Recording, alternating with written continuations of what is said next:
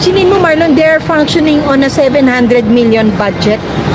And nakikita National, natin, ha? ma'am, nakita natin paano tumulong Oh. nung nakaraang bagyo at habagat. Yes, oo. Nandyan Yung agad. makinarya nila ng yung hot kitchen soup nila, Marlon, very very yung effective, libreng sakay. functional, libreng sakay. Libreng sakay. At bumubuhos ang tulong mula sa mga private citizens just to help the OVP operate and function.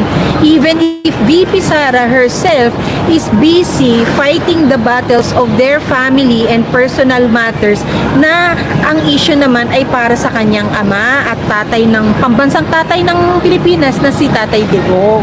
Pero hindi niya pinababayaan yung mga kababayan dito sa Pilipinas. Yes, a good office functions even in the absence of the best leader that they have, 'di ba? Yep. Yung wala ka, malayo ka, pero dahil natuto sa iyo ang mga department or division leaders mo, nagfa-function kahit wala siya.